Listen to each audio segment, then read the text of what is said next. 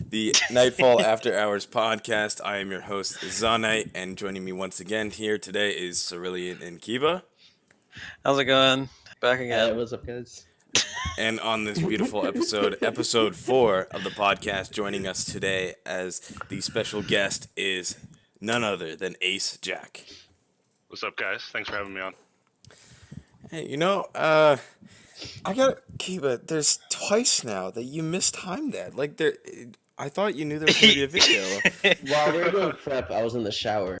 So I didn't know you were going to play that video.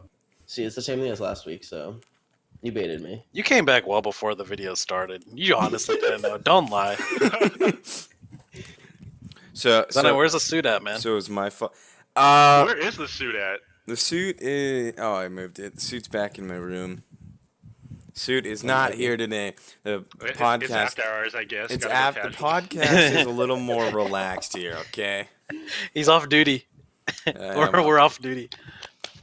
Oh man. All right. Well, let's get started on this podcast here, and we're gonna take a look into JaK's life and ask him a couple of questions here. Oh boy, interrogation time. Yeah, the interrogation on Ace JaK, and we talked a little bit beforehand, and now you got to bring out some of the stuff that you already talked about onto the podcast here. So talk a little bit about yourself. Starting season 2 of Nightfall. Ooh, Season 2. okay. I don't think I participated season All the way was it back. 2 or was it 3? Starting season 3 of Nightfall. 3, yeah. Whichever one. It was 2 or 3. I think it was 3. But I subbed quote unquote for Conviction was the team at the time. Their AD carry left. He left the country for something like that. So I subbed for them, and they decided they wanted me to stay on as a starter. So I played for them for, I don't know, the remaining half of the season or whatever it was. We did pretty well in the back half of season, but admittedly, I was playing with my boy Parker at the time. He was a support. He came in with me because their support was gone too. And it did kind of feel like it was bot lane versus the world when we played on that team. And we got him into playoffs. We pulled him back, I think, from like 7th or 8th place back into getting into playoffs, but then we got eliminated first round through some shenanigans.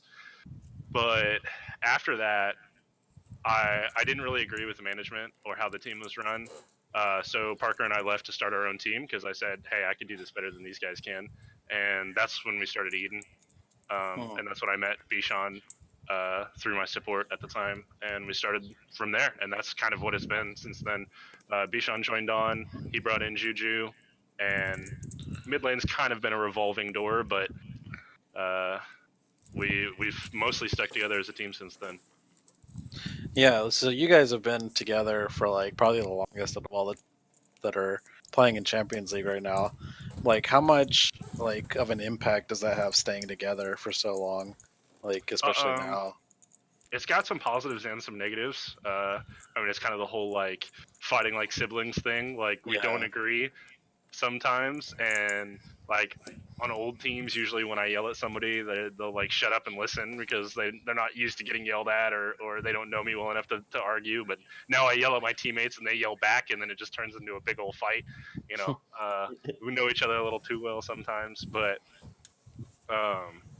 it's good. It's great. I love my teammates. I love the guys that I play with. I mean, I've been playing with them for I think just over a year now. At least Sean, I have been. But we definitely have gotten to know one another a lot better as far as like gameplay goes, synergy goes. We slump here and there, like especially recently. We haven't been playing too hot, but I mean, we always bring it back every year. Every season actually of Nightfall, we have had a period where we slump, without fail. All 3 seasons that we've played as a team, we've at some point just dropped some stupid games, and it feels bad. And we're all like, "What's wrong with us? Why are we losing?" And then we bounce back and beat a team that we weren't expected to beat anyway, and everything's back to normal. So That's good. So now let me ask this. So last season in Nightfall, you got picked up by Ego, and now you're a part of Polaris. How much has like being a part of an org affected your team? I don't think it's changed the in-team dynamic too much, because one of my big things going into going into all of the talks with these orgs is like I maintain full control of the roster. Like that power never leaves me. So because I'm not gonna let some org that doesn't know me and doesn't know my teammates come in and tell me what I am and am not gonna do and who is and is not gonna play. Like that will never happen ever. Like I will leave before that happens. So that was always like my big first thing going in. So as far as like in team dynamic, it hasn't changed too much, but it's definitely nice to have. There's a positive and a negative to somebody else having my back because now I have a bigger org behind me that I can kind of bounce off of. They are a little bit more experienced with managing a team. They have connections that I didn't have before, and that's all great. And then the downside is I have somebody else that I have to talk to, and that's a little weird. Like having somebody that I have to go to whenever I want to do something is a little bit different, a little bit strange. But overall, it's definitely been a positive improvement. I think we've gotten a lot of help, and our org definitely has our back with a lot of things, and that's new and it's definitely pleasant because when you start a team by yourself and you run a team by yourself, it's there's a lot to take care of, a lot of things to handle. Yeah. So we can end on this. So, you talk about any accomplishments, any trophies Polar Race now has under their belt. Your current team. You mean under the name of Polar Race or just No. I Just think your team in league general, team. yeah. I mean, originally we started off as Eden. We won Nightfall first season as Eden. Eden's technically still undefeated, hasn't competed since. That'll never And change. yeah, forever undefeated Eden, unless I decide to reboot that name at some point. But I changed the name originally actually because an esports bar named Eden Bar and Grill opened up and used I swear they stole it from me because they used the same capitalization, like the lowercase e and the capital D. Like they Damn. they stole the name and they stole the Twitter handle before I could make it, and so we changed our name to Skyward. That's why we initially changed the name there, and then Skyward, us as an org, like this team, has never, with the exception of UML, which was some unfortunate shenanigans where we threw some really unfortunate games. We've never failed to make finals. We've consistently gotten second place as an org, except for that first season of Nightfall. So and usually we end up throwing finals. That's our whole deal. Truck our way to finals, get into that final series, blast them game one, and then just shit the bed for the rest of the series. Just don't show up, throw games, choke. Choke artists at our best. So it's just about finding a way to I guess figure out how to not choke at that last second that'll take us to the actual first place finish. Yeah. All right. That's Well, everything. and with that being said, thank you, JaK, for that. And now, on the next part of this podcast, we're going to move on over and talk a little bit about last week's matches, week 2 of the Champions League. Hey, Lamau. Ooh. So, let's see here.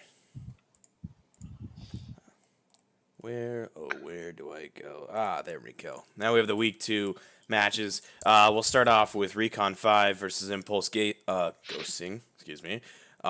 Recon 5 took the win over Impulse there. What are you guys' thoughts on that game?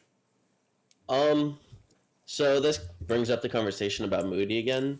When Moody gets Nidalee, he just hard carries. When he doesn't get Nidalee, they lose. That's how it's starting to look. Put him on Nidalee and they win.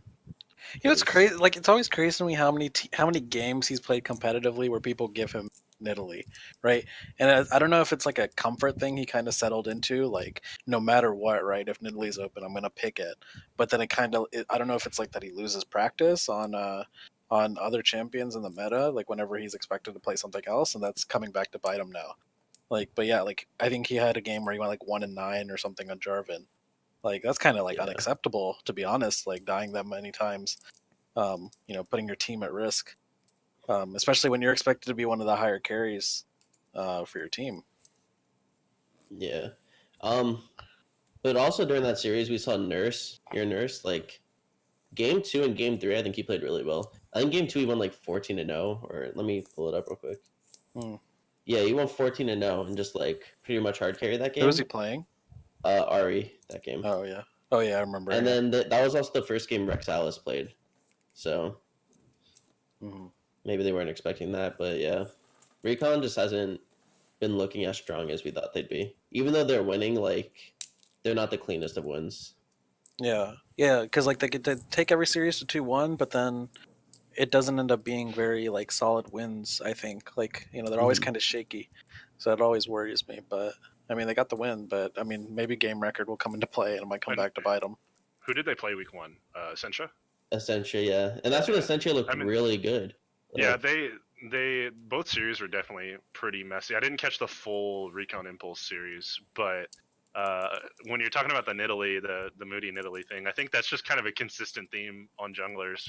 Honestly, in Nightfall, I mean, you've got Moody with Nidalee, you've got Dojan with Kha'Zix, you've got Bishan with Eve. Like you've got several of the top tier junglers in the tournament that have like this big one champion that everybody's super scared of and gets banned every game. Or I guess you could say Bishan's Zac is probably more iconic at this point than the Eve.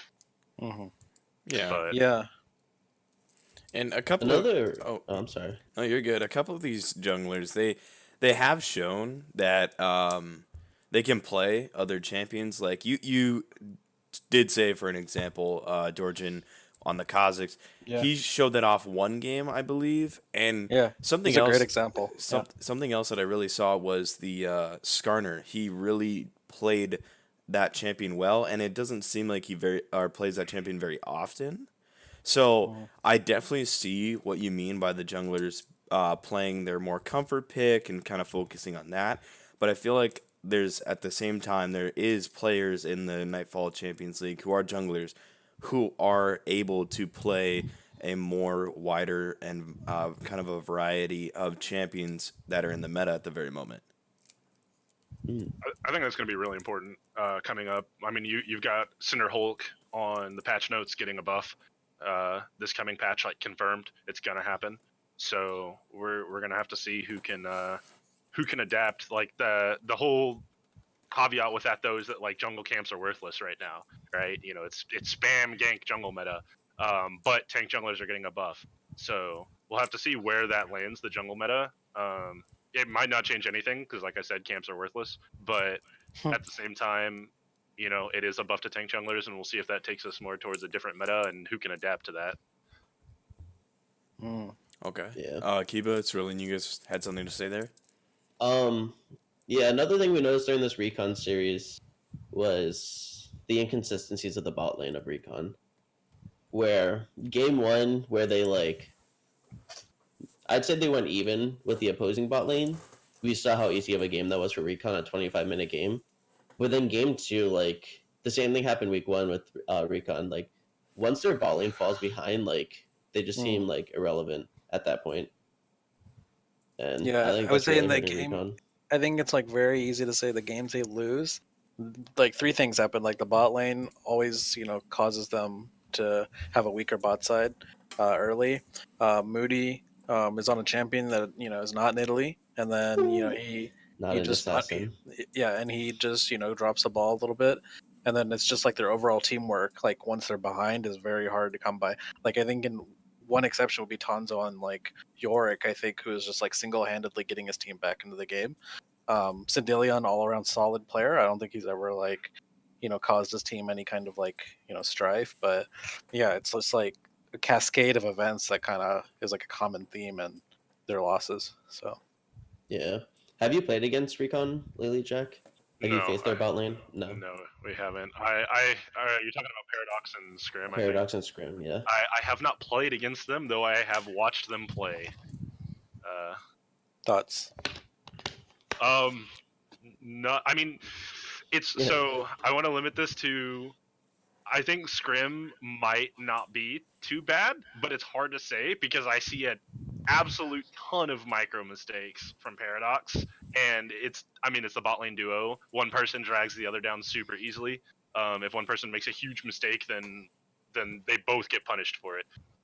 So not a ton of positive things to say about them, but I know that I think they have a different ADC now. Yeah, regardless. they just picked up And one. I think that if Scrim can find a good way to work with this new ADC, then they'll be a lot better.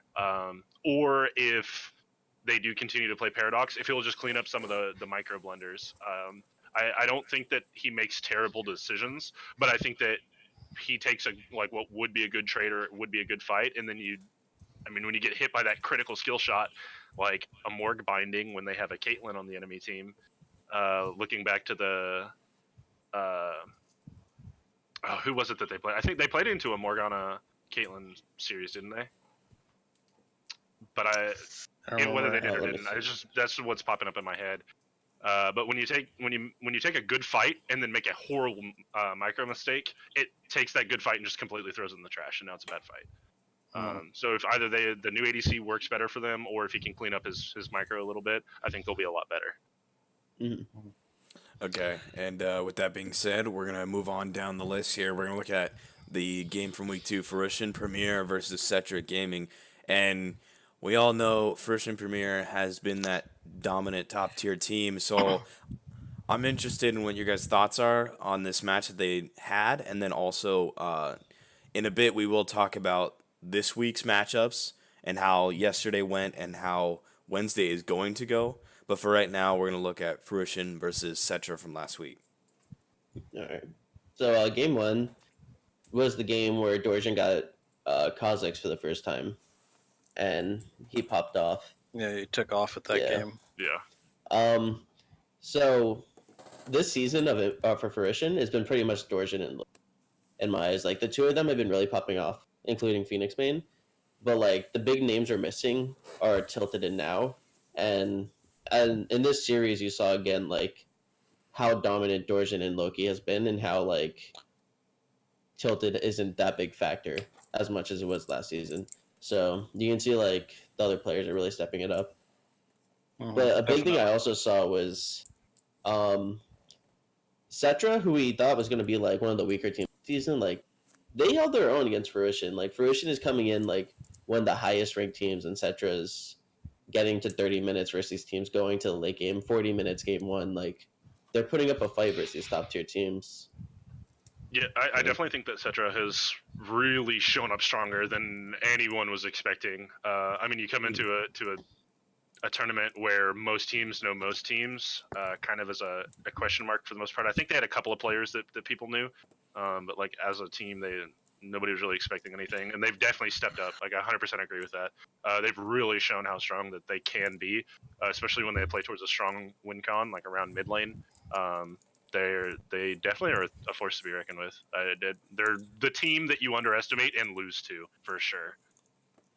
Yeah, Cetra's had a really kind of rough beginning to the start of with their scheduling and stuff. To face for second week, they won against Schism in week 1, but I wouldn't say that Schism was like the current Schism we have now, right? With Dax joining, that was before Dax joined the team. Right. Yeah, I think that they have some really good players on their team. Like Toads, I think, is a very respectable top laner, and I think people are gonna notice that. They're a good team, and I think Fruition, just for week 2, kind of rolled over them. But I don't think that's a proper indication of how Cetra really is. I think Fruition is the team to beat right now, especially their early game is always kind of shaky, but their teamwork mid game, late game is what always carries them through. And I think from watching, I think sometime during the season someone's going to exploit that, and we'll see that happen. But for now, yeah, I think Cetra played a really good game. Like Michael said, going to 30 minutes against them was a pretty big feat. So It was the 40 minutes game 1. Yeah, I definitely obviously Fruition's the dominant team. They by far have the cleanest games. The games that some of their games have been close, but the games that aren't really close are just complete blowouts. They're not close whatsoever. And I think that a huge source of that comes with first, I don't understand the mentality of oh, this guy's one trick can't possibly be that good. They one trick for a reason. Don't test him. It's that simple. Why would you roll the dice on handing somebody like Dorjan Kha'Zix? It just actually does not make sense to me. I understand the like pre-game. Oh, I'm feeling good. I can deal with this guy's one trick. Just don't do it. Like, just don't bait yourself into that mentality.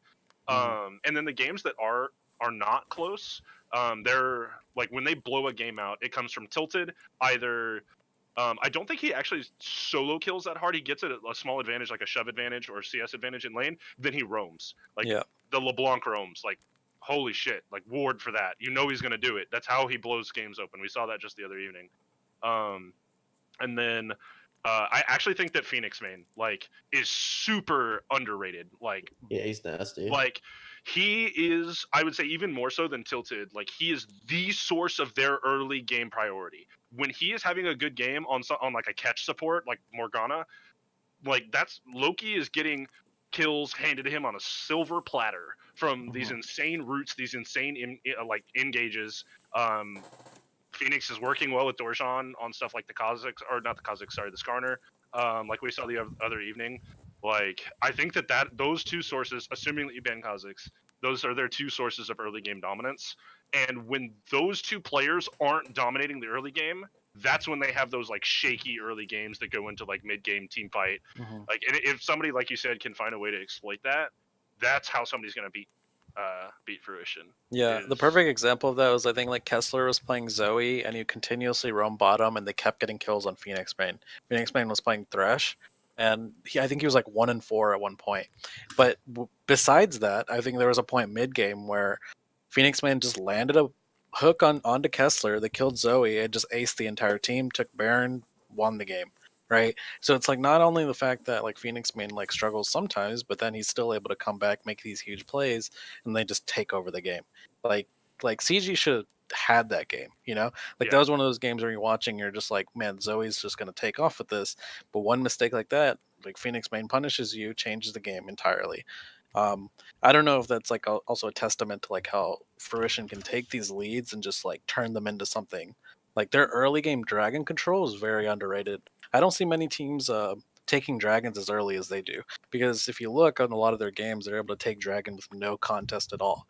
It's almost like the rest of these teams like don't actually care about early dragons, but they're also a team that takes dragons like whenever they're up. Yeah. Another big thing that happened that game was Kessler solo killed Tilted. Put that one in the books. So there you go. Zoe versus Lissandra solo kill.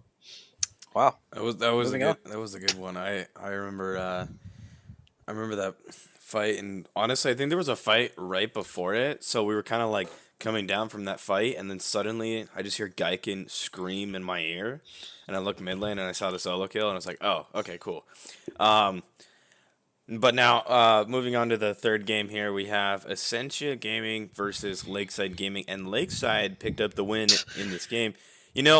I just have to say, Lakeside is looking pretty good from what. Hey, I'm a fan. From these stands, yeah, I know. Lakeside.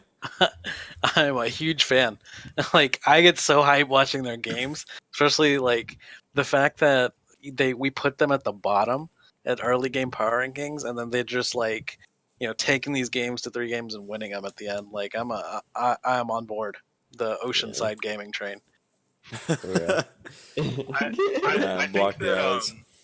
I think that series, and most of actually Essentia's series, can be summarized as Rat versus the world, because that's legitimately how it feels to watch them. It's true, yeah. Like, step 1, Rat gets fed. Step 2, go to mid game, and then either you flowchart into, does Rat get caught? Yes. All right, they lose. No. All right, they probably win. Like that's they weren't playing against. I think it was the series against Recon where he was on Callista, and he was like 9-1 or something. Yeah. And I was like, man, they've got this game, they've got this series. And then he got picked in front of his mid tier 1 randomly for no reason, dies, bam, 2 turrets down. Like, they got Baron control off of it, and the game was over. And it was just like, if he hadn't gotten caught there by himself, I think that they would have taken that series. I think Essentia would be 1-1, and I think Recon would be 1-1 instead of 2-0. Yeah, absolutely. I can agree with that.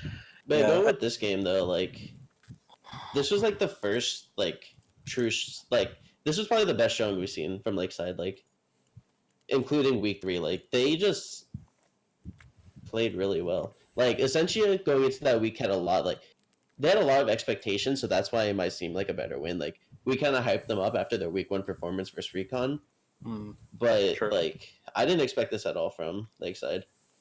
And I think a big part of that is Patty Swaggin and Boom Hunter. Between those two, and then Ratload also won player that week, right? So Yep. those He did. three like really set their game up. I don't know about Dark Cat though. Yeah. I mean, he does his job, right? Like Dark Hat Yeah. does his job, and I think that's more than what you can ask for if you have people performing like Ratload, you have people like Patty Swaggin performing. Like you don't need Dark Cat to also carry because I think he plays like like supporting type of He plays junglers. really selflessly. That's Right. that's what I think that a lot of people. I think he's the only like true selfless jungler that we have in Nightfall. Yeah, At least that yeah. is played that way so far. Because like he legitimately is like, I don't need my camps. Like take my camps. I don't need my camps. Like I'll go sit in your lane. I will actually go sit across the wall from mid lane until something happens and I can gank. Because he doesn't care about his own lead. He gets his laners ahead. And so like a lot of those positive performances, like, and I'm definitely not trying to take away from the laners, but like I think a lot of that has come from Darkat, Yeah, I agree. being a really selfless jungler. All I right, agree. and Oh no, not like this. Here we go. I just read that. Okay. Now let's move on to the final game of last week, week 2. We're gonna look at Schism Esports versus Polar Ace. Schism picking up the victory in that series, and a little bit controversial about that Kale one, just because it seemed like as soon as Kale Let's got talk about online, that. yeah, as soon as Kale got in line, What happened, man? everything kind of fell So apart.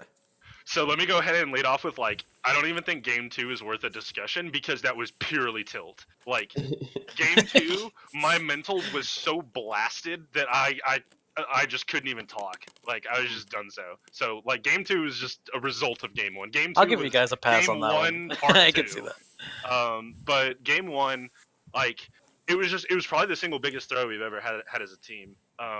I mean, it was super depressing because we won a bot lane we weren't supposed to win, 2v2, despite getting jungle pressured. Mid lane, I'm pretty sure hard won. I think he was into Silas as Corki. Yeah, he was into Silas as Corki. And we had like a super fed Corki. I wasn't like fed. I had mostly assists as usual. It was like 4, and 10 or something like that. But I had a CS lead on Vayne, and the only side that wasn't like expressly ahead was top. We had like almost a 10,000 gold lead. We had the game in the bag, and then we had a communication breakdown around Baron that led to us throwing a stupid fight. Kale hits level 16 while they have Baron, and it's just like also Because Is that also like is that the fight where Silas took Nar's ultimate and and flashed on me. yeah. yeah. Flash Nard me into the wall on Yeah. Baron Pit.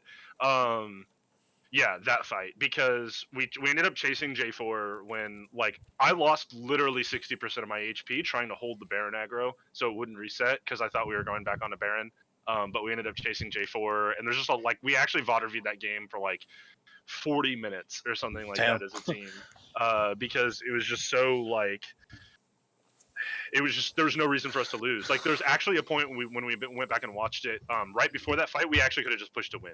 Like we could have Yeah. ended the game. We could have actually ended the game, and we just didn't. That's what I was gonna say. Because you guys were up 17 kills to 4, like you said, like up like 8,000, 9,000 gold. You had, I think, an inhib tower gone, and then you guys went to go for Baron, and just all kind of turned. Yeah. And I don't know. And it was the second Baron too, but and so Yeah. like the big thing that comes out of the series was one we didn't. That was our learning experience with Kale. Like this was back when Kale was still pretty fresh. Nobody Right. really knew. Like I think this was the point where people still thought Kale was bad. Yeah. Like people hadn't realized that Kale was actually nuts, and that was our first real exposure to like that.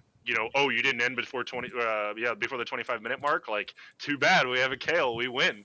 Like, we learned our lesson from that one. We definitely weren't expecting that like level of power from the champion. We definitely had an idea of like, hey, we need to end this game because Kale's gonna scale, but we didn't know it was like that. And we definitely should have won the game anyway. It was just a huge throw on our part. Like I said, my mental was so gone that like going into game 2, I didn't even want to play anymore. I didn't want to be there. Yeah, I can't imagine because like that's But that's horrible. That's a horrible way to live. Like that yeah, sucks. You yeah. literally had it in your grasp, and Yeah, then it was just like, a huge throw.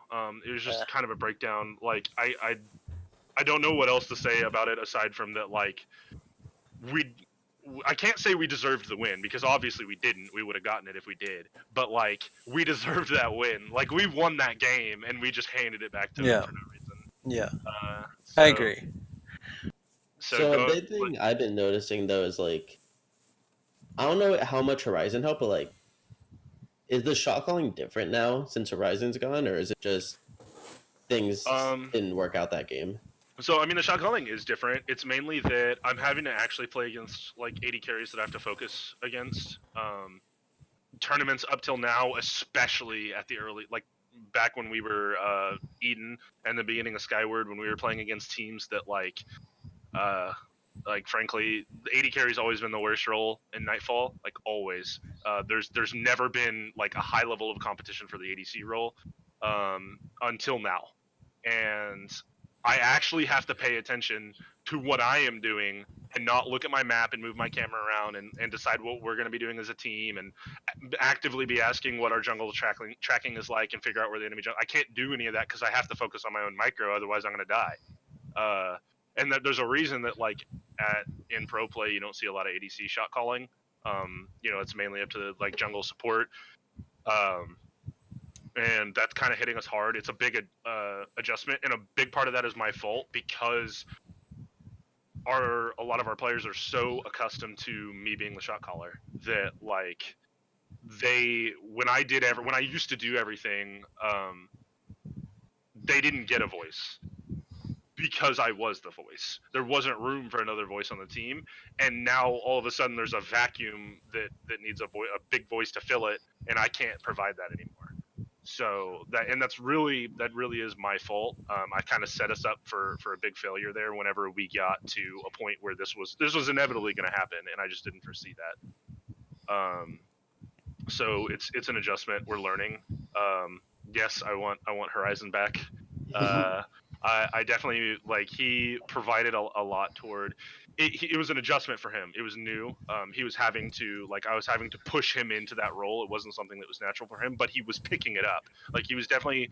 I was asking something from him that was new and different, and he definitely was like starting to own the role. Like he was starting to step up and like pick up the comms vacuum that I left. Right. But right now we just don't have that, and so it's kind of I'm having to split my brain a little bit, and it's definitely impacting my play. Yeah. Yeah. So how's this impacting your lane though? You said like you obviously have to pay attention more, but like what did Horizon do that Nihilism isn't doing? I mean, as far as like the big one, the single big one is jungle tracking. Like asking where the jungler is, and it's simple stuff. It really is.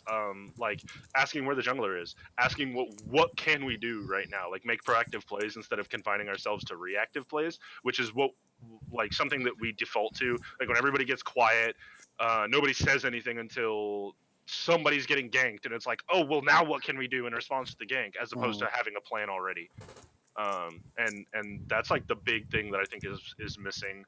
The meta right now is some pretty micro intensive ADCs. I think I mentioned that earlier when we were talking.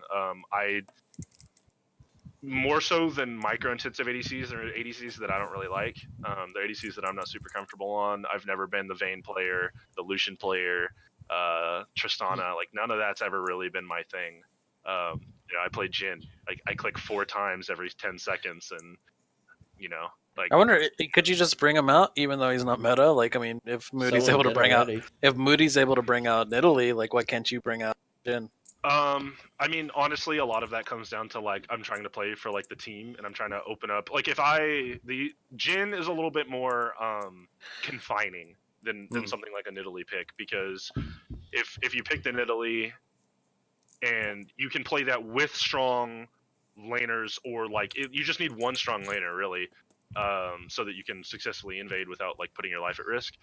But with the Jhin, if we don't have another form of DPS and we pick Jhin, and they pick something even remotely beefy, which thanks to Riot, every bruiser on the planet is now extremely beefy, like Jax and Irelia.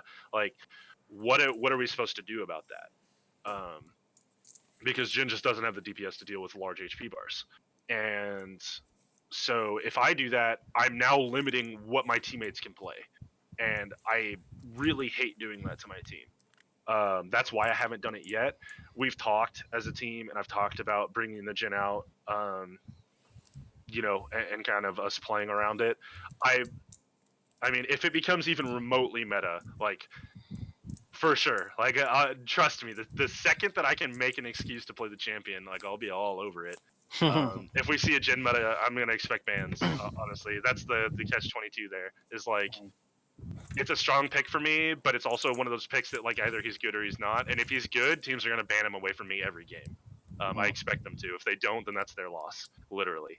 But it's just, I'm a little bit spooked about bringing it out, But Yeah. we'll see. I can't make any promises. I would like to, but I can't make any promises. Okay.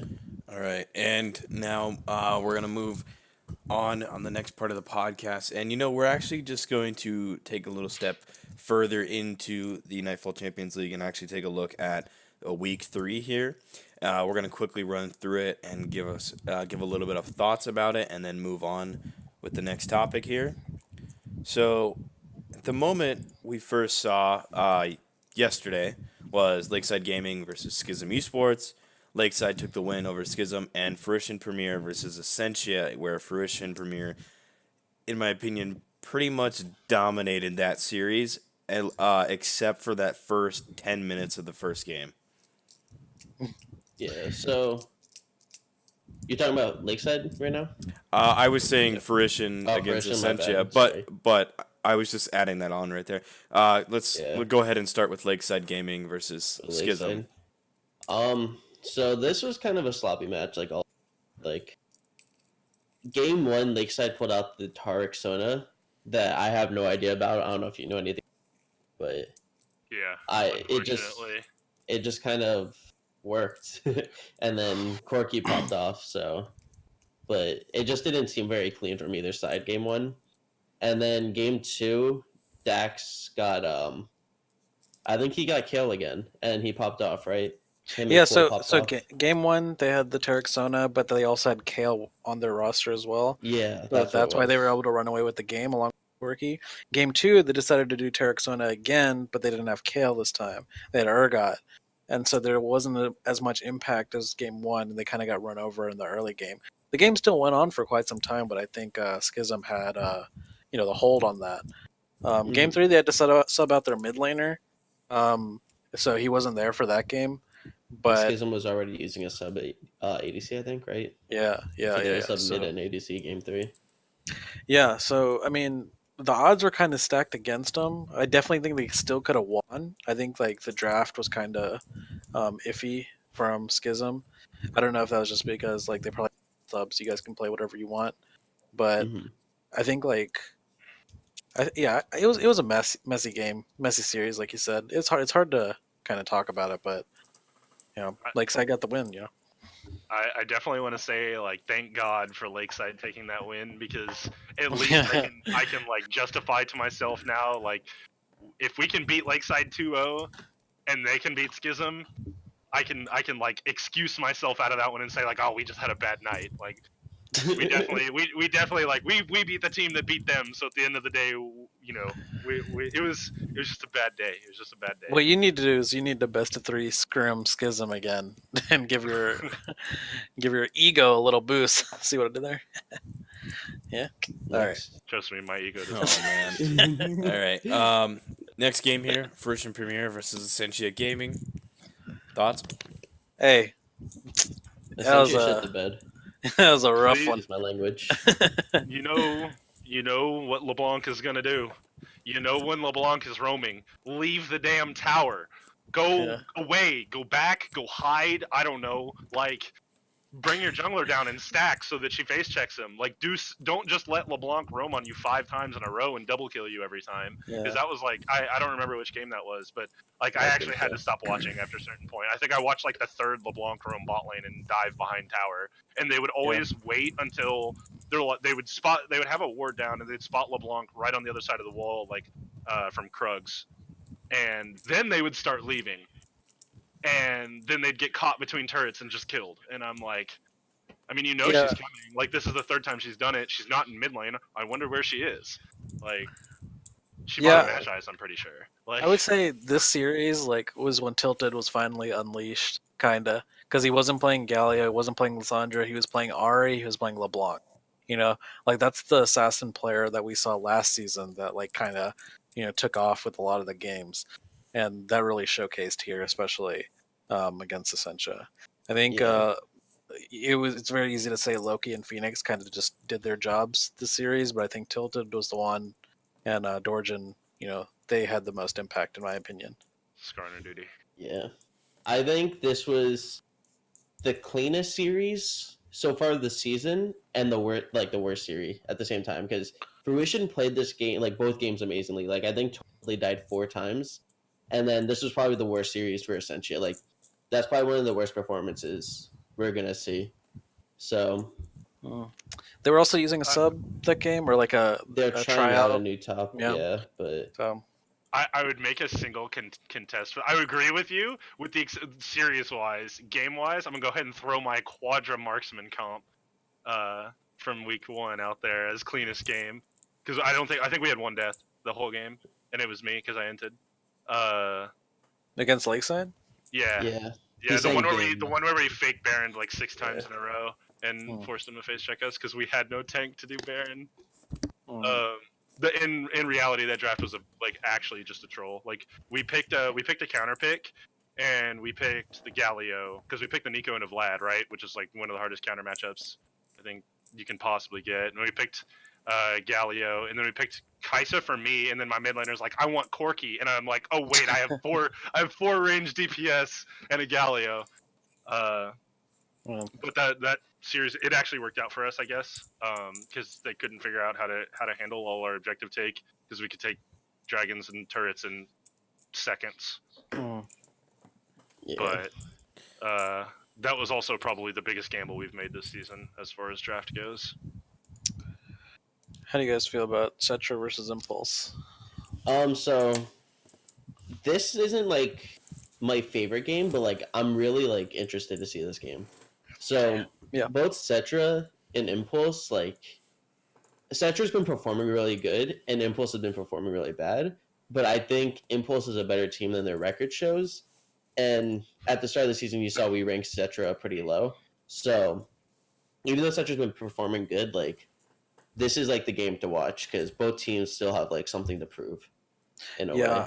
I think Impulse had a really tough schedule to start out with. Like Yeah, they played Recon against and Fruition, they played against those are the 2 teams you think about when you're talking about like who are the top 2 currently, because they are. But I think this game would really show, because when I think about these 2 teams, these are the 2 teams that are exactly neck and neck in my opinion. Like it doesn't show it on the standings, but I think they're very similar in the matches that they've played. So I'm very excited to see this because I finally want to see like which one of them is going to take it. We didn't do predictions this week, but who do you think is going to win this? I say 2-1 Cetra. Yeah, I don't know. I think it's going to be 2-1, but I think I'm going to go with Impulse. But we'll see. I think this is a very defining game for Impulse, though, right? Because I think if they lose this, then they're very deep in the hole going into midweek, and it's not going to be looking very good. They really need a redemption game, So yeah. I'm gonna go ahead. I'll give that one to Cetra. Actually, I think that if Cetra shows up, like not even shows up, if Cetra doesn't choke and continues to play the same level that they've been playing, I think it'll be a wash. I really do. But that being said, if they don't show up playing like they have been showing up, I think it'll be a really messy series. But then Impulse will win because it's a messy series. If it gets messy, Impulse will take it. But I do think that it's going to be a 2-0 Cetra. Yeah, I think Kessler versus Your Nurse is like the matchup to watch. I think that's going to be really exciting. I think Yorners has proven that he's the one who like tries to run away with games, but Kessler solo kill tilted. So I mean, Facts, bro. he's probably a force to be reckoned with. So Yeah, Yeah. Covington, best mid laner. All right. I think I got to go with. I think Kiva is the one who said it 2-1 on the favor of Cetra Gaming. damn, I'm the only impulse, huh? Wow. Yeah, we're giving them the one win, right? All right. Moving on to the last game of week 3, Polar Ace Academy versus Recon 5. Thoughts? I'll let you start, JaK. How you think? Um, so if this was, I mean, if they put in Paradox, I don't think that they stand a chance. Ooh. But Ooh. I don't know their new AD carry, so we'll have to see about that change. Because if they do put in Paradox and he plays like he's been playing, then I'll run their bot lane over, and that'll be that. I think Paradox is playing though. I think. Is he? Yeah. All I right. think he Well, is then I stand by my statement. Like, if, Tonzo can correct me, but I think he is. yeah. But the only like exception I'd say to that is like unless Tonzo like hard pops off, which he can do, and like he's proven that he has those games where he can hard pop off. But if he doesn't, I'll give it to us for sure. Okay. So obviously, like the big matchup on this one is the jungle matchup between Moody and Sean. They're both top-rated junglers, and I think they kind of play like different styles too. Like if you think about Bishan, you think of like a tank player mainly, and then you think of like Lee Sin and Eve, but his main one being like the Zac. And then you got on the other side Moody coming in as like an assassin heavy jungler who hasn't been performing this season on tanks, if he even played a tank. So like you have two like different play styles coming out of the jungle, and like two of the best junglers in this league. But it's weird though, because when I think about Bishan, I think about Lee Sin, Talia, right? But then there's also Talia. but then I think about Zac, and I'm just like, wow, like I think when he plays tanks, like I think it gives Polar Ace like a whole different set of strengths, And I think I don't know, JaK, maybe you can shed some more light on what other tanks he plays, but I think like with that being the case, I think you guys like have a play style that might counter the way Recon plays. I mean, I don't want to exactly like dig into into like pocket picks or like things that we've been working on, especially not like 2 nights before a series. But I mean, one thing I will say, especially in response to chat, you will catch me dead before I play Frostmancy bot lane. It's not gonna happen. Like if I'm giving that pick away, so you don't gotta ban it against me because I'm not gonna play it. It's the same way I didn't play like Swain or any of that other stuff when bot lane was not so good, and a lot of people were like defaulting to mages or playing bruisers and whatnot. But I think that we definitely have some different like flexible ways to play. We've always been a team of like comfort picks, I guess, for like lack of a better term. We all have not small. Instead of having like 1 or 2 like one tricks that we have per person, we have like 5, but they're all really comfortable for us, and it's about like piecing together a good comp out of those champions that don't get banned. Usually it depends on who's been performing well lately, but like we'll go through half the season with Sean not being able to pick Talia or Eve or Zac, and then like we'll go through another part of the season and Juju's getting Camille and Irelia banned every game, and we'll go through another part of the season and I'm getting like Jhin and Kog'Maw banned off of me.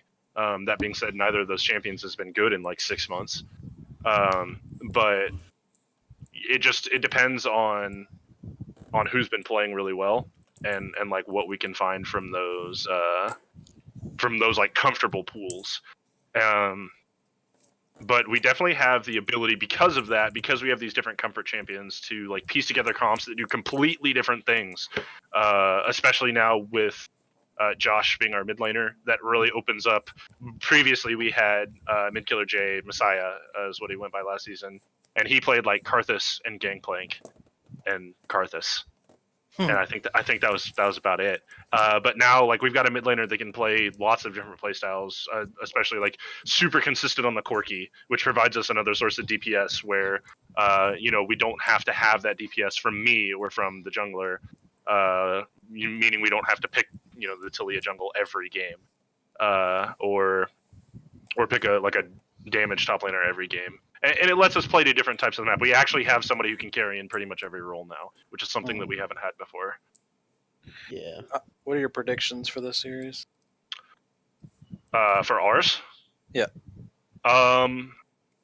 If they're new, I don't know who their new ADC is, so I'm going to assume that they're playing Paradox. I think we'll take it probably 2-1, if not 2-0. It just depends on who they're playing and how clean we are. If we're playing like we should be playing, I think we'll take the series no problem. But we're just kind of underperforming as a team right now. Yeah. I'm gonna have to go 2-1 Recon. I'm sorry, JaK, but just because based off how Polar Race played last week, and then how Recon's been playing not only at Nightfall, but look at leagues like ABL, House of Ghouls, how they've been competing over there. I think they've been looking pretty strong lately, and they should be able to pull out. So I say 2-1 Recon. Mm-hmm. I think I also say 2-1 Recon, but I think this is a very defining week for you because I think the week after this you play Fruition. So I think this is where you're gonna have to really prove that you guys are on the upswing. And I think your win condition is definitely abusing bot lane. If Paradox is playing, that's gonna be the way you win. Hard flaming. So I mean, that's up to you, man. So I will say this: you probably should ban Jin against me. Oh, sorry, phone call. Yeah, you should probably ban Jin. That's Paradox calling you, especially if you're gonna be putting a weak 80 carry player against me. If I get the excuse and I'm into somebody who I know has been playing weak, and I get on that champion, I will kill them. I will kill them. They will not make it out of lane alive. It's not a question. It's not even close. But aside from that, we'll have to see. Like I said, I've always said this. I think our ceiling is incredibly high as a team. Not everybody here has seen it, but I think the two of you have been around and seen us when we're playing well. Yeah. When we play well, we are really, really hard to stop. Or we'll drag games out to 50 minutes and make you all sit there and watch it while we still Baron for the third time in a game. Yeah. Please no 50-minute games, please. we're on a tight schedule here. Yeah. But it really depends on I think like you said, this is a really big series for us. I don't think that it's a big series for the same way you guys think it is, though, because this isn't for us. This isn't about proving how good we are. Maybe it is to y'all, and I understand why. But for us, I know we're better. It's not a question of me having to prove how good we are to ourselves. It's us coming back from bad performances and us not showing up to series. And it's a mental for us. It's a mental thing. Winning this is really important for the team morale and the team mental, and proving that we can completely shit the bed in a series and drop games that we have no business dropping, and then bounce back and win anyway. Go into a harder series and win anyway. And that's just kind of how we've always been as a team. Is we're really streaky. We're really emotional. When we're feeling good and when we're on a hot streak, we're borderline unstoppable. When we're feeling bad, we drop games to the lowest ranked teams in tournaments. We lost when we were playing in UML. We lost and then dropped a tiebreaker to the lowest ranked team initially in our pool, which we had no business doing, and it was just we were on a slump. So this is important for us on that regard. Zonai, who do you think is going to win? I think it's going to be a very close 2-1, and I think Recon's going to be picking it up. Ooh. And that's just from... Hey, it's supposed to make you feel stronger, JaK. This is I got to prove all these people wrong. Where's that mystery skin offer if we 2-0? Yeah. Oh, yeah. If you 2-0... Oh, God, here we go. And you don't die a single time, JaK, I'll give you a mystery skin. All right. Clip it. I wish he'd keep making these promises, and I wish they actually happen, because then it's just what is Kiba going to bless us with this week? I'll do another one for Recon, though. Oh. Tonzo, if you get a triple kill and 2-0, I'll give you a mystery gift. Wait, hold on. getting a triple kill is so much easier than not dying, and I'm an 80 carry. Like somebody sneezes at me and I die. Hey, can't complain about it. You just gotta do it. I'll just go Alright. Piglet and play Irelia. Like You know? a second There you item GA every game, doesn't matter who I'm playing. Michael single-handedly affecting the drafts by mystery skin Facts. bribes. Look how much better Lakeside's been playing since I told them they're going True. Not a lie. That is true. to. Okay. We're gonna in the next part of the podcast, we're gonna take a look at the performances of some of the players in the Nightfall Champions League, and Cerulean and Keeble will give you more in detail about this topic. So every week we roast specific players for underperforming. This time we're going to draw more attention on people underperforming, but also we're going to talk about people who have gone beyond expectations and really proven themselves. So, Michael, why don't you start us off with an underperformer? So, one of the biggest underperformers to me personally this season has been Moody. Like, Yikes. so Moody joined Recon like 7 weeks ago or so. So Moody joins their team. They go undefeated in ABL like since then, and then they join Nightfall and like he got all talked up. Like Tilted talked him up like really hard the first podcast episode, but then like he hasn't been really like showing up in any of our games. Like obviously we talked about his Italy plays, but like besides that, like I don't think he's been playing to the level that he like set himself at or we set him at. So that's why I'm saying he's underperforming. I still think he's playing good like compared to other junglers, but to the level he should be playing at, like he's underperforming in Nightfall. Yeah, I think it's important to make it clear that this is because he was set on a high pedestal before this started. So it's not Yeah. that we're like saying that this is someone that's just completely dropped the ball. It's just that he's not exactly where we thought he was going to be going into it. So I think he's got to be more proficient on champions that aren't in Italy. I think that's also I think as the weeks go on, we'll learn more about him. But I think he's definitely been one of the people where you immediately think like, man, he hasn't been doing exactly. He hasn't been doing the talk that's been being done about like how good he is and stuff. So Yeah, and I put into perspective with some of his stats, like he is up there for like top 5 in kills, I think. He's top 2 in kills, but he's also top 2 in deaths. Like he has 27 deaths, and the next highest is 28. So with a 2.2 KDA on the highest seeded teams, so, like even in his stats, you can see like his play hasn't been all there. Like some games it's there, some games it's not.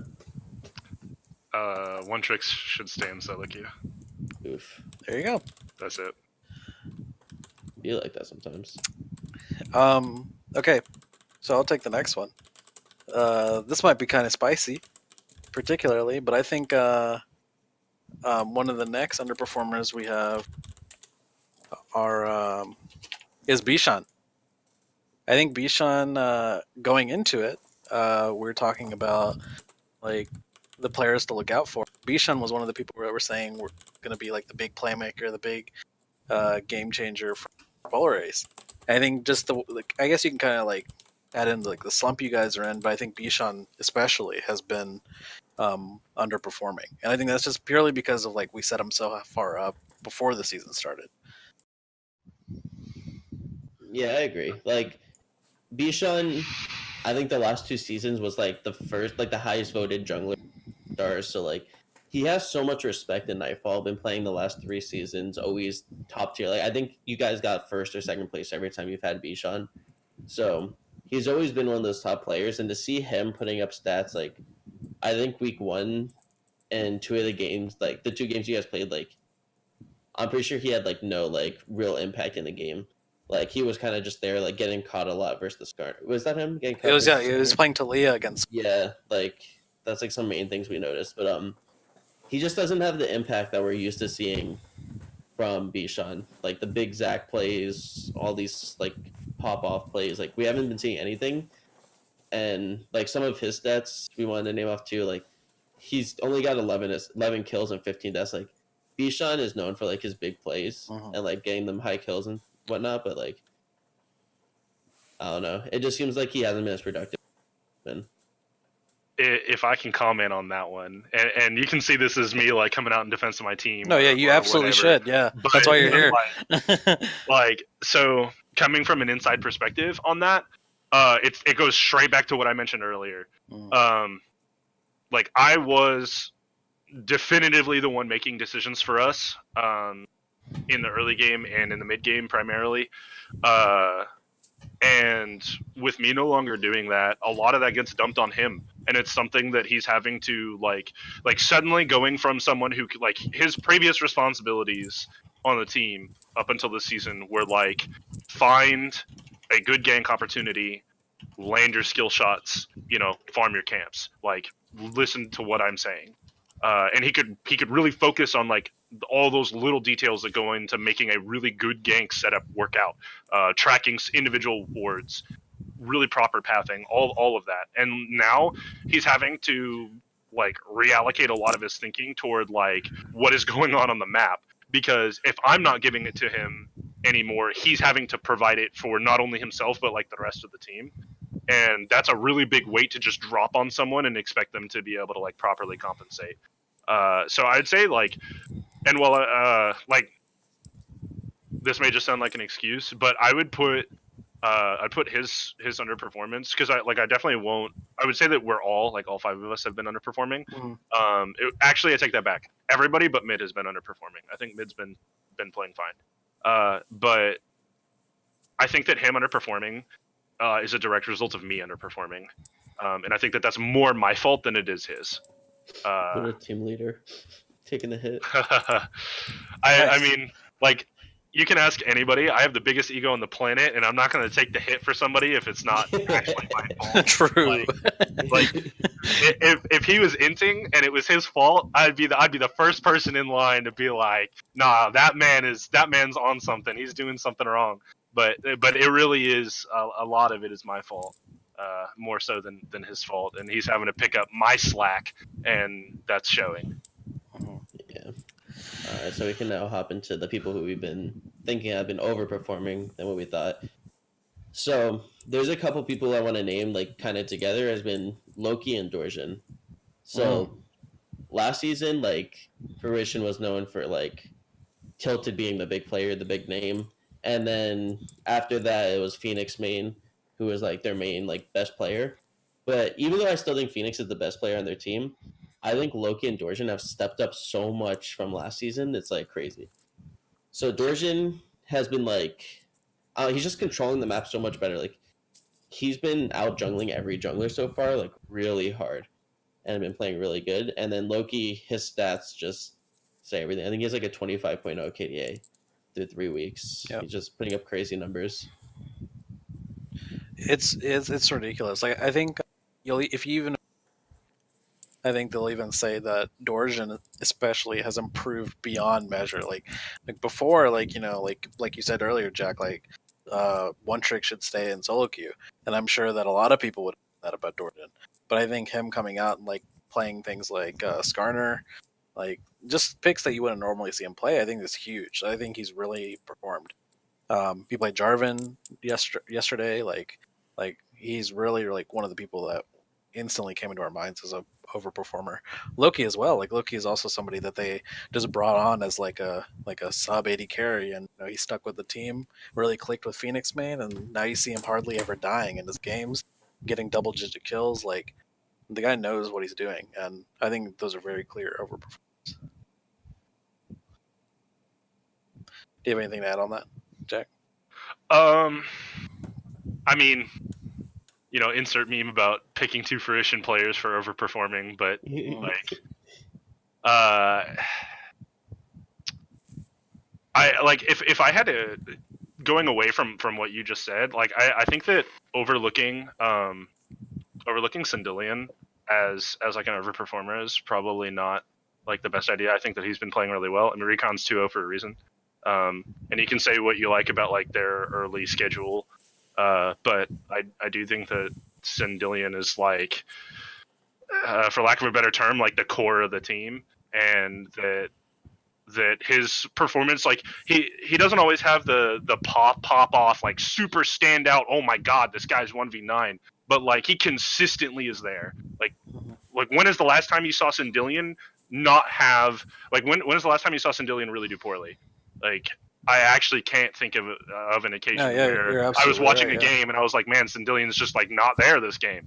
Like, he consistently provides that, and in mid lane especially, like volatile lane, center of the map, like really important to have somebody who's a rock there. And like I think that overlooking that, because like I said, it's not the 1v9 carry that people think of when they think of a perform, but I think it's just as, if not more important, to have somebody who is like consistently positive in mid lane, no matter who they're matched up into.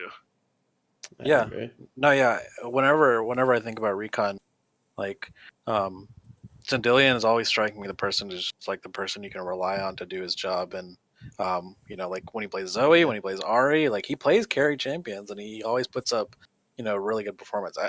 I am definitely not taking anything away from Sindillion. I think that he's like you said, the core of the team. I completely agree. I think him paired with Tanzo are like the two strongest solo laners in the league, and I think that yeah, I think they're both great players.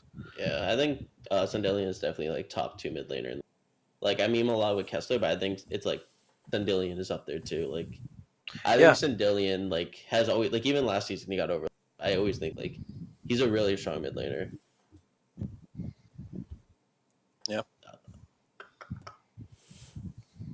All right. Yeah, and then last real quick, people, I just gotta represent my boys.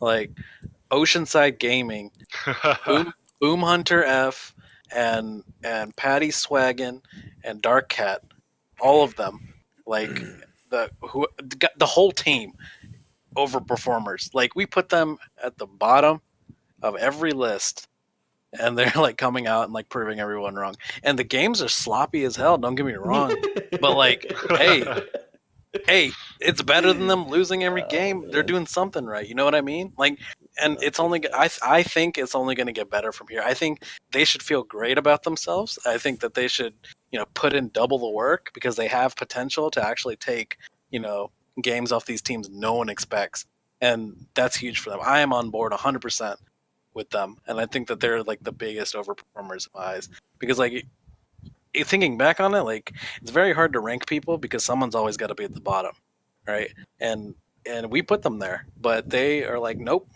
not us. So good for them. I'm really proud of them. Yeah, you just gave him Caster's curse, by the way. That's what I do. They're doomed to the bad week now. Sorry, Yeah, boys. Who do they play next week? Oh man. Such- Yeah, the Caster's Curse. We saw that. I believe myself or Geiken said that a team was just gonna dominate the game, and they absolutely got destroyed. So the Caster's Curse is definitely something you need to worry about. So it's a good thing it's not coming from me. But if it is, then you I'm not are- a caster, so it's you fine, are right? truly doomed if it is gonna come from me. Oh, what? Oh, Michael said no one left. he said I don't want to be a part of this. All right, welcome back. Yeah. Yo, I just disconnected. I'm sorry. He's like, I don't agree with You this. see what happened was I was looking through my Discord servers being like a little snoop, and I accidentally joined a general chat. And Oh. there was 5 people in there. Oh. Did they say anything? Did they just like hop in? I Like, insta left. oh. I insta left. Yeah, that'd been awkward to Nice. sit there for a second, and then you start talking, and you're like, oh wait. Yeah, Okay. that happens so much, to be honest. To finish off the Nightfall After Hours podcast, we're gonna take it over to a Q&A session with you guys in the chat, and we'll have a couple of questions ourselves, and we'll try to answer as many questions as we can. If there's questions that we cannot answer, we're very sorry about that, and you can try again next week, but I don't know if you'll get the same kind of answer. Try again, guys. All right, so first question we're gonna do is, why is Patty so cute? Oh. Why are you skip that one? Again next time, All right, guys. all right. Try, yeah, you gotta try again. Dark Week Cat- 8. Dark Cat is asking, are we going to get another player rankings next week? So, regarding player rankings, we're going to be doing one before playoffs for the next one. So, we're going to be ranking all the players again right before playoffs. So, that'll be the next power ranking. But I have an idea that we'll be doing either next week or the week after, which is kind of another ranking type of thing. I haven't heard So- this, so this is news to me. Yeah, I thought about it during the episode. Okay. Wow. See? Okay. Okay. Another the next question question. that I had is, and people in chat can answer this as well. Do you guys think that Riot Games should allow the comms into their game when you go into a game like CS:GO?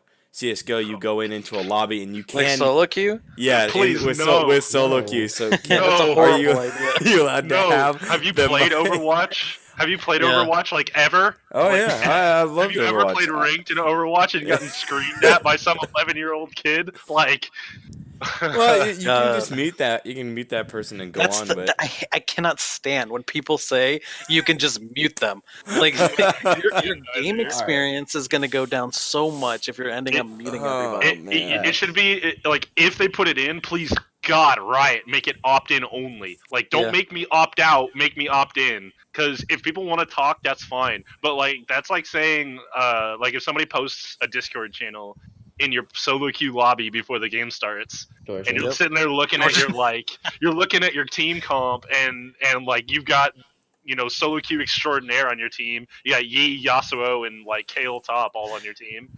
Like, I don't want to talk to these guys. I want nothing to do with them. Right? This always makes me think of the Call of Duty when you play Search and Destroy, how it makes you go to game chat, and how everyone yeah. used to you just muted them, like Yep. you weren't trying to listen. But yeah, I don't think it'll be good in League, to be honest. Like they kind of have a voice chat for your queue partner, but like who else are you really trying to talk to? I want to say, New throw my 2 friends. cents on this one in another direction. If they're going to implement anything, like if you're going to put anything in the game communication related, revamp the ping system. Like give us a better ping system so that I can communicate with my teammates faster and more accurately without actually having to talk to them, because that would improve the game experience phenomenally. Yeah, like I was actually thinking about that when I said it. Like Apex pings in League, give me something like Apex has where I can say pretty much anything that I could possibly need to say. Like, is this warded? This is warded. This isn't warded. Like, you have one generic ward ping right now. I don't aren't- exactly know how that works deal? in the game. Can you like elaborate on the pings in there? Like, It's like a smart ping system where you have like you have like a toolkit keybind system that you can bind any ping to any button individually, or you can just hit the generic ping button.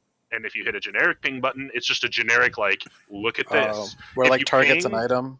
Right, Like, yeah. If it'll you just- ping an item, it says, hey, this is here. If you ping while you're hovering an enemy, it says there's an enemy here. Like, it gives... That's cool. It's really intuitive. And then you have a ping wheel for, like I want to go this way. I don't want to go this way. I want to go loot over here. Has its own ping. Like, it's super in-depth and intuitive. And I mean, it's probably not that hard to implement too, because you have the general blue ping, like in League of Well- Legends, where you can just if you just click like an item in your inventory and it just talks about your item or whatever. Like, I feel like that's very easy to implement. Like, I don't know. Yeah, but like, this is also Riot we're talking about, so they're gonna Yeah, 3 implement years a new we'll see it. ping wheel, and then Azir will be permabanned in competitive because he doesn't work, and Mordekaiser won't be playable. So, like, but I definitely, if you're gonna do anything with comms, please rework the ping system into something good, not 4 pings and then a general we literally have 2 different caution pings for some reason, but we don't We do. have. Plus, with the current pings, it's kind of hard because like some people use like the ward one as no vision, and some will say like there is. Oh, vision, true. Like, Yeah, that's what I'm it's saying. so We have hard to one tell the generic. difference. There's one generic ward, and for whatever reason, the this is worded ping is louder than the caution It's danger so ping. loud, bro. It's true. Yeah, it is. Like, loud. and it's and there's not as much of a lockout. I don't know if you guys noticed this, but if you're wanting to spam the caution ping, there's probably half a second where you can't spam between them. But the ward ping, somebody can just sit there and ding ding ding ding ding, and True. my ears. Oh my god. All right. Do any of you guys want to answer some of the questions that are being put up in the chat? Actually, stop in the chat. Let's see. Some questions that you see. Let's take a look. Who's the best autofilled mid laner in Nightfall? Autofilled. Ignore that. If you're one. being serious, are you talking about someone who doesn't normally play mid lane? Because I don't know. But if you're just talking about mid laner, then I don't know if there's I don't know if there's anybody who just is playing mid that's not supposed to be playing mid. But all right, good question. Nice. All right. Well, I My- did see in the chat somebody asked where is Zonite's Gunners. I just learned that they're broken, so I'm just gonna have to bring you back to the shades. No, Not go the fund me Gunners. for Zon Knight's Gunners right now. PayPal Cerulean. The yellow Gunners, but I still have the classic shades, and I'll put them on. Blissfully on a bot lane. Facts, bro. That's what I was gonna bring up. That bot lane was lit, bro. The best That's part not is the you word guys- I would use to describe it. No, That's definitely Michael. not- The best part about not what I that. would describe that. The best part about that is you kept doing it. Is like you kept playing it and you kept playing it and you kept losing and And it was losing so and losing good. over and over. You like I remember specifically in the scrim that you played it against us. Like you had a pretty decent laning phase off the like back of you're playing Lissandra and Leona. And then we got into like a mid game team fight. And like I don't even think I did anything particularly special, but I did like 3 times as much damage as you did because you're playing Lissandra and you don't have an ADC on your team. And you were just like, I think it's really good, and I was like, dude, your damage source is just not there. Oh man, that All right, so you guys when were I like was on 10k that gold ahead and you Essentia lost team- it anyway. that team was a pretty big yikes. Like me and Sewell for 2v8 every game. Like it was a pretty rough time. So he just randomly came to me like we played Lissandra Leona. We just locked down every bot lane. And this was during the time where people were playing like Swain and all these different things bot lane. So if we didn't go against an ADC, we're hard carrying. Like that's how it was.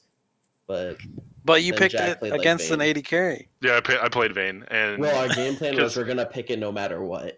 We Yeah, didn't have I- a game plan. And now you're I here. was that guy that not was like, in I'm playing Champions ADC League. no matter what. Like, I'm always gonna play an ADC, unless I'm playing like something super niche, which I won't get into because pocket picks. But like 90% of the time, I'm gonna play an ADC. Like even in the middle of mage meta, like all these flavor of the month 80 carries think they can pick some other stuff. I'll just abuse them for it.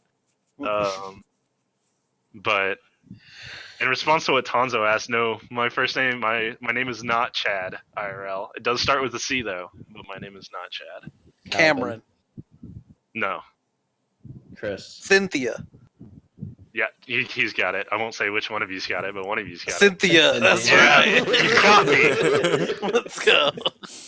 Oh, Okay, Exposed. So Dark Cat asks, can there be a league for threes? I'm gonna say hell no, but that gives me some ideas. Is if you guys have any like crazy ideas for what you want to see in All Stars, let us know because we're open to trying really crazy things. Like we have a lot planned already, but like, and that's gonna be really fun. But we want to make like the whole experience really, really interactive.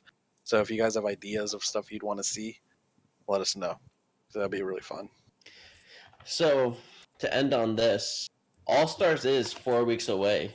So Cerulean and I came up with the idea. So Oh, There's gonna be we're going ahead 10 and telling them now, yeah, huh? we're gonna announce it. There's gonna Okay. be 10 All Stars for Champions League, and me and Cerulean are gonna be the captains, and we're gonna draft the All Stars. So we're probably gonna start opening votes for that in probably 2 weeks. We'll make the poll for everyone to vote on who you think the All Stars are gonna be. So it's going to be a Cerulean versus Kiba All Stars matchup where All we're we going to need be is- and it doesn't end there. I'm going to be drafting. Like you're going to pick the champions I want you to play. Michael's Ooh. going to pick champions he wants his All Stars to play, Ooh. and I'm going to yell at you guys so hard if you guys lose. Time to start underperforming so you can dodge this draft, boys. Right? So we're gonna draft the players. So we're gonna have like 2 mid laners, 2 80 carries or whatever. Like if Yeah, I it's pick like an the 80 NBA All Stars. if I pick an 80 carry, then Michael, like, later on we'll have to we'll figure it out. But yeah, we'll we're figure out a way. yeah, it's gonna be fun. And if you have any ideas of like stuff you'd want to do, like the spin off of that, let us know because we want to make it as interactive as possible with the players and start performing really well. You can be involved. That's the Yeah. key. And with you guys talking about All Stars and kind of these fun matches that we can come up with, I think live last week or even yesterday, there was a couple of people in the chat who were really spamming having the coaches play against players. There was spamming versus where it's like admins and casters versus players or coaches, that kind of thing. There was all these different ones. So our Yeah, team we can would be. definitely think about that. but- Wait, so if you think about it, we have me, Michael, Zon Knight, Shido, Gaiken. All right, would that be our team? Yeah. I don't know. I guess we'd all fall into the roles. I don't know if Gaiken plays mid, but yeah, that'd be pretty cool. Yeah, we could do something like that. I'm not sure how the coaches feel about that one. Yeah, Or we should. the coaches versus players one, or we could do we'll figure something out. Yeah, just send us with ideas. All right, and Tonzo versus Zana in the top lane. Oh, are we doing a 1v1 tournament? Man, I would be interested in casting Don't it. give away the secret. Shh. I would be interested in casting it, What? I don't but want to give away all the I don't. secrets. I don't think I could ever go against Tonzo because I don't need to be destroyed. Okay, Wow. I have much respect for this man. I don't need to get destroyed. I'll stick with my casting role. I'm okay with that. With that being said, we are going to end the podcast here. Thank you all for watching and joining us today for episode 4 with JaK. Thank you, JaK, for being here with us on this episode of the Yeah, of Nightfall course. After Hours podcast. And we'll see you all later.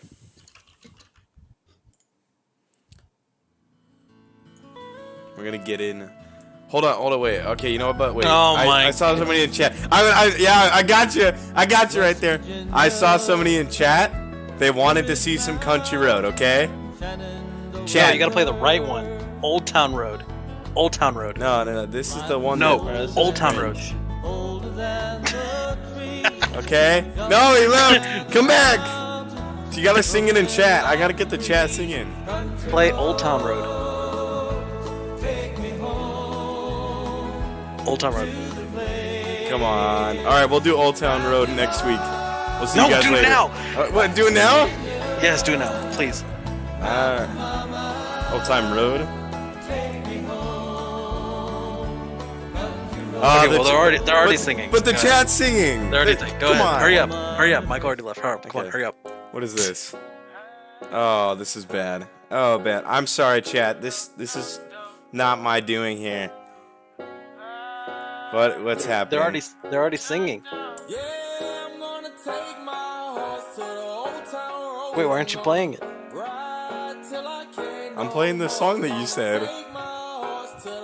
All right, we're ending it. We're going back to the good song. Oh. We'll give it a nice 30 more seconds, and then we'll go on it. All right, I'm just kidding. All right, see you all next week. Thank you for watching. Bye-bye.